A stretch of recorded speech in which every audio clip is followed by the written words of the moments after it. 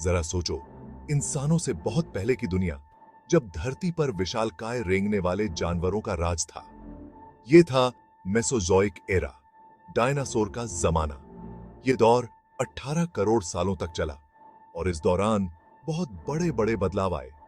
ज्वालामुखी फटोंसे से लेकर महाद्वीपों के खिसकने तक। मेसोजोइक एरा को 3 भागों में बांटा गया है: ट्रायसिक, जुरासिक और क्रिटेशियस। हर काल का अपना अलग वातावरण और धरती का नक्शा था, जिसने डायनासोर के विकास को आकार दिया। डायनासोर से पहले धरती पर अलग अलग तरह के रेंगने वाले जानवरों का राज था।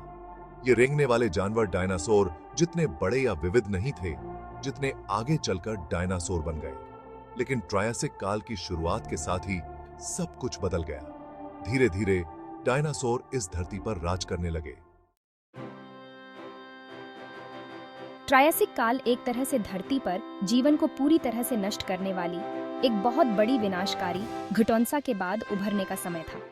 इस विनाश से नया जीवन सामने आया, जिसमें पहले डायनासोर भी शामिल थे। ये शुरुआती डायनासोर अपेक्षाकृत छोटे, फुर्तीले जीव थे, न कि वे विशालकाय जीव जिन्हें हम अक्सर कल्पना करते हैं। वे 2 पैरों पर चलते थे, मतलब वे द्विपाद थे, और संतुलन के लिए उनकी लंबी पूंछ होती थी। सबसे पहले झाट डायनासोर में से एक यूरैप्टर था, जो लगभग 23 करोड़ साल पहले रहने वाला एक छोटा, फुर्तीला शिकारी था। एक अन्य प्रारंभिक डायनासोर हेरेरासोरस था, जो शक्तिशाली पिछले पैरों और तेज दांतों वाला थोड़ा बड़ा मांसाहारी था। ये शुरुआती डायनासोर एक अविश्वसनीय विकास यात्रा की शुरुआत मात्र थे। लाखों वर्षों में वे आकार और आकार की एक चमकदार श्रृंखला में विविधता लाएंगे और विकसित होंगे। ट्रायसिक दुनिया हमारी दुनिया से बहुत अलग थी। महाद्वीप अभी भी पेंजिया नामक महामहाद्वीप में एक साथ जुड़े हुए थे। विशाल रेगिस्तानों और बिखरे हुए जंगलों के साथ जलवायु गर्म और शुष्क थी। इस कठोर वातावरण में डायनासोर फले फूले। उन्होंने भोजन और संसाधनों के लिए अन्य सरीसृपों के साथ प्रतिस्पर्धा की। धीरे धीरे प्रमुख भूमि वाले जानवर बन गए। उनकी सफलता की एक कुंजी उनके कुशल पैर और फेफड़े थे। डायनासोर अपने कई प्रतिद्वंद्वियों की तुलना में तेज और अधिक फुर्तीले थे। वे गर्म, शुष्क हवा में भी आसानी से सांस ले सकते थे। ट्रायसिक काल के अंत तक डायनासोर विभिन्न रूपों में विकसित हो चुके थे, जिनमें लंबी गर्दन और बख्तरबंद प्लेटों वाले शाकाहारी और तेज पंजों और दांतों वाले मांसाहारी शामिल थे। डायनासोर के शासनकाल के लिए मंच तैयार था। जुरासिक काल में विशालकाय सौरोपोड्स का उदय हुआ, जो धरती पर चलने वाले अब तक के सबसे बड़े भूमि वाले जानवर थे। ब्रैचियोसॉरस और एपेटोसॉरस जैसे लंबी गर्दन वाले ये शाकाहारी जीव 100 फीट से अधिक लंबे हो सकते थे और उनका वजन 50 टन से अधिक हो सकता था। जुरासिक काल में एलोसॉरस और सेराटोसॉरस जैसे प्रतिष्ठित मांसाहारी जीवों का भी विकास हुआ। इन भयंकर शिकारियों के शिकार को पकड़ने के लिए शक्तिशाली पैर, नुकीले दांत और मजबूत भुजाएं थीं। क्रिटेशियस काल में डायनासोर की विविधता अपने चरम पर थी। बख्तरबंद एंकिलोसॉरस, सींग वाले ट्राइसेराटॉप्स और भयानक टायरानोसॉरस रेक्स सहित नई प्रजातियों का विकास हुआ। क्रिटेशियस दुनिया जीवन की एक जीवंत टेपेस्ट्री थी, जिसमें डायनासोर भूमि पर राज करते थे, पेट्रोसॉर आकाश में उड़ते थे और समुद्री सरीसृप महासागरों में गश्त करते थे। भाग 5 सरीसृपों का राज। 18 करोड़ सालों से भी ज्यादा समय तक डायनासोर इस धरती के निर्विवाद राजा थे। वे छोटे पंखों वाले डायनासोर से लेकर विशाल लंबी गर्दन वाले दिग्गजों तक कई तरह के रूपों में विकसित हुए। डायनासोर हर महाद्वीप पर रहते थे और हरे भरे जंगलों से लेकर बंजर रेगिस्तानों तक हर तरह के वातावरण में ढल गए। वे अपनी दुनिया के लिए पूरी तरह से अनुकूल थे। उनके शरीर और व्यवहार लाखों वर्षों के विकास से परिष्कृत हुए थे। कुछ डायनासोर शाकाहारी थे, जो पौधों पर भोजन करते थे, जबकि अन्य मांसाहारी थे, जो अन्य जानवरों का शिकार करते थे। कुछ एकाकी जीव थे, जबकि अन्य सुरक्षा के लिए झुंड में रहते थे। डायनासोर का शासनकाल विकास की शक्ति का प्रमाण था, जो पृथ्वी पर उत्पन्न होने वाले जीवन की अविश्वसनीय विविधता को प्रदर्शित करता है। भाग 6 एक ब्रह्मांडीय तबाही। लगभग 6.6 करोड़ साल पहले एक विनाशकारी घूटोंसा घटी जिसने पृथ्वी पर जीवन की दिशा हमेशा के लिए बदल दी।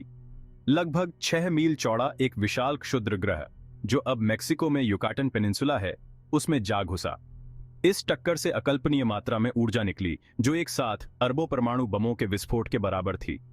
सदमे की लहरें पूरे ग्रह में फैल गईं, जिससे भूकंप, ज्वालामुखी विस्फोट और सुनामी आई। इस टक्कर ने अरबों टन पिघली हुई चट्टान और धूल को वायुमंडल में उड़ा दिया, जिससे सूरज ढंक गया और पृथ्वी अंधेरे में डूब गई। जैसे ही टक्कर से निकला मलबा पृथ्वी पर वापस गिरा, आकाश से आग की बारिश होने लगी। इस भयावह घटोंसा ने क्रेटेशियस काल के अंत और पेलियोजीन काल की शुरुआत का प्रतीक था। इसने डायनासोर के शासनकाल के अंत का भी प्रतीक किया। भाग 7। वो दिन जब धरती जल गई। क्षुद्र ग्रह के प्रभाव के तुरंत बाद का दृश्य भयावह था। टक्कर वाली जगह तुरंत वाष्पीकृत हो गई, जिससे 100 मील से अधिक चौड़ा एक गड्ढा बन गया। टक्कर से उत्पन्न तीव्र गर्मी ने दुनिया भर में जंगल की आग लगा दी। जानवरों का दम घुटनों से लगा और पौधे झुलस गए, क्योंकि हवा बहुत ज्यादा गर्म हो गई थी। सैकड़ों फीट ऊंची विशाल सुनामी महासागरों में फैल गई, जिससे समुद्र तट जलमग्न हो गए और पूरे पारिस्थितिक तंत्र नष्ट हो गए। पृथ्वी भूकंपों से कांप उठी। ज्वालामुखी विस्फोटों ने पिघली हुई चट्टान और राख को वायुमंडल में उगल दिया। उस समय रहने वाले डायनासोर और अन्य जीवों के लिए यह अकल्पनीय विनाश का दिन था। एक ऐसा दिन जब पृथ्वी जल गई थी। भाग 8। इसके बाद एक खामोश दुनिया। क्षुद्र ग्रह के प्रभाव के बाद पृथ्वी एक शत्रुतापूर्ण और क्षमा न करने वाले वातावरण में बदल गई थी। आकाश धूल और मलबे से भर गया था, जिससे सूरज ढका हुआ था और तापमान में गिरावट आ रही थी। प्रकाश संश्लेषण, वह प्रक्रिया जिसके द्वारा पौधे सूर्य के प्रकाश को ऊर्जा में परिवर्तित करते हैं, बाधित हो गया, जिससे खाद्य श्रृंखलाएं ध्वस्त हो गईं। शाकाहारी डायनासोर भूखे मर गए। उसके बाद उनके मांसाहारी समकक्ष क्रेटेशियस काल के एक बार जीवंत पारिस्थितिक तंत्र नष्ट हो गए, जो एक खामोश और उजाड़ दुनिया को पीछे छोड़ गए। डायनासोर का युग समाप्त हो गया था। भाग 9। डायनासोर की विरासत, जीवाश्म और पैरों के निशान। हालांकि डायनासोर लाखों साल पहले पृथ्वी से गायब हो गए थे, लेकिन उनकी विरासत जीवित है। उनकी जीवाश्म हड्डियां और पैरों के निशान बीते युग की एक ठोस कड़ी प्रदान करते हैं, जिससे हमें उनकी कहानी को जोड़ने में मदद मिलती है। पेलियोंटोलॉजिस्ट, प्राचीन जीवन का अध्ययन करने वाले वैज्ञानिकों ने दुनिया भर से अनगिनत डायनासोर के जीवाश्मों का पता लगाया है, जो उनकी अविश्वसनीय विविधता, शरीर रचना और व्यवहार का खुलासा करते हैं। ये जीवाश्म एक खोई हुई दुनिया की एक विशद तस्वीर पेश करते हैं, जो दिग्गजों द्वारा शासित दुनिया है।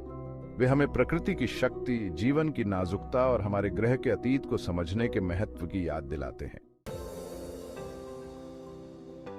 भाग 10। हमारे भीतर के डायनासोर्स। डायनासोर के विलुप्त होने ने स्तनधारियों के उदय का मार्ग प्रशस्त किया और अंततः मानव का विकास हुआ। एक मायने में हम अपने अस्तित्व के लिए 6 करोड़ 60 लाख साल पहले हुई उस प्रलयकारी घटोंसा के ऋणी हैं, लेकिन डायनासोर वास्तव में नहीं गए हैं। पक्षी डायनासोर के प्रत्यक्ष वंशज उनकी स्थायी विरासत का प्रमाण हैं। ये पंख वाले जीव पृथ्वी पर जीवन की अविश्वसनीय विविधता और लचीलापन की याद दिलाते हैं। जब हम डायनासोर का अध्ययन करते हैं तो हम न केवल उनकी दुनिया के बारे में बल्कि अपनी दुनिया के बारे में भी सीखते हैं। हम जीवन की परस्पर इंटरकनेक्टेडनेस और ग्रह और उसके निवासियों पर होने वाले विनाशकारी और क्रमिक दोनों तरह की घटोंसाओं के गहरे प्रभाव की गहरी सराहना करते हैं।